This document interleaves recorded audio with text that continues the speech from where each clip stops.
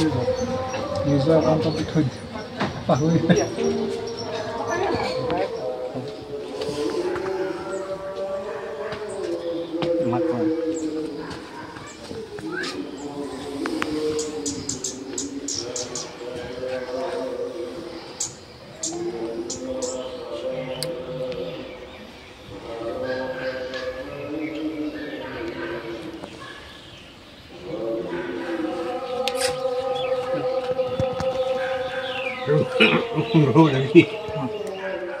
বহুত কষ্টও কৰাও হৈছে, নিজেও কষ্ট কৰিছে। আৰু মই টিউশ্যনৰ কথা কওঁতে সি ক'লে যে মা টিউশ্যন দেউতাই পইচা ক'ৰ পৰা দিব, মই নিজে কষ্ট কৰিছোঁ, মই যদি নিজে বুজি পাওঁ, নিজে কষ্ট কৰোঁ, মই নিশ্চয় সফলতা লাভ কৰিম। তোমালোকে টেনশ্যন ল'ব নালাগে। মই বাৰে বাৰে কৈছিলোঁ ৰিজাল্ট ভাল হওক, ভাল হ'বৰ কাৰণে বহুত কষ্টও কৰিব লাগিব। টিউশ্যনটো দিবলৈ ময়ো চেষ্টা কৰিছিলোঁ, সি নলওঁ বুলি ক'লে। মা দেউতাই পইচা ক'ৰ পৰা দিব। নিজেই সি যিখিনি পাৰিছে কষ্ট আমিও হেৰি কৰিলোঁ, ভগৱানৰ ওচৰত প্ৰাৰ্থনা কৰিছোঁ।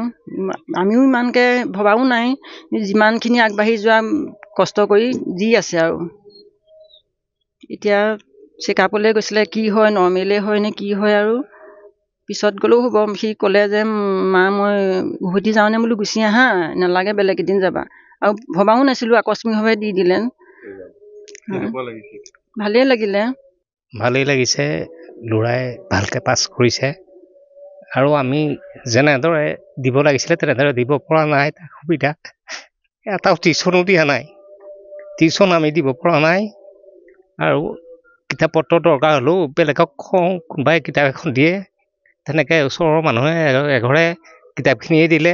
ধৰক সি ব্যৱহাৰ কৰা নকৰা পিছৰ কথা, কিন্তু নোটছবিলাক চব এই ওচৰৰ মানুহ এঘৰে দিলে, তেনেকৈ পঢ়িছে। মই বিশেষকৈ পেনকেইটাৰ বাহিৰে মই একোৱেই দিব পৰা নাই। খালি খোৱাটোহে যেনে তেনে যোগাৰ কৰি আছিলোঁ। কোনোবাই যদি সহায় কৰে নিশ্চয় আগবাঢ়িব পাৰিব। কিন্তু মোৰ ইমানখিনি আগতে চাইকেলৰ ব্যৱসায় আছিলে, আজিকালি চাইকেলৰ চব বাইকেই হৈ গ'ল, চাইকেলৰ ব্যৱসায়টো কমি গ'ল। কমি যোৱাৰ কাৰণে মানে এতিয়া এই খেতি বাতিতে লাগি আছোঁ, খেতি বাতি কৰি চলিহে আছোঁ। আৰু কিন্তু কিমান দূৰ আগবঢ়াব পাৰোঁ ঈশ্বৰে জানে। আৰু সেইটো ল'ৰাৰ তাৰ প্ৰটিনটো বাঢ়ি যায়, মানে প্ৰটিন বাঢ়ি যায় আৰু দেহাটো ফুলি যায়গৈ। ডক্টৰে প্ৰটিন বঢ়া বুলি কৈছে, দেহাটো ফুলি যায় আৰু পাচাবত প্ৰটিনটো ওলাই যায়গৈ। নমস্কাৰ, মোৰ নাম শ্ৰী ধ্যানজ্যোতি বৰা। ৰিজাল্ট ভালেই হৈছে, 87% হৈছে। গোটেইকেইটাতে লেটাৰ পাইছোঁ। জখলাবনা হায়াৰ ছেকেণ্ডেৰী স্কুল। প্ৰথমৰ পৰাই গোটেইকেইটা ছাবজেক্ট ভালদৰে পঢ়ি গৈছিলোঁ। ভবা নাছিলোঁ এনেই পঢ়ি গৈ আছিলোঁ। আৰু হয়, মই ছায়েন্স ল'ম বুলি ভাবিছোঁ, কলিয়াবৰ কলেজত পঢ়িম বুলি ভাবিছোঁ। মোৰ দেউতাই খেতি বাতি কৰে, নাই পাৰিম বুলি ভাবিছোঁ।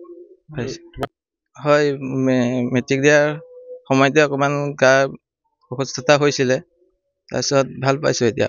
হয়, মই আজিও চেকআপত গৈ আছিলোঁ, তাৰপিছত উভতি আহিলোঁ। আৰু আধা বাটৰ গুৱাহাটী গৈছিলোঁ, মেডিকেল গৈ আছিলোঁ, তাৰপিছত ৰিজাল্টটো পাই উভতি আহিলোঁ। চেকআপত গৈ আছিলোঁ। এতিয়া গা ভাল হৈছেনে নাই? হয়, এতিয়া ভাল পাইছোঁ। এনেই চেকআপত গৈছিলোঁ, পিছত গ'লেও হ'ব।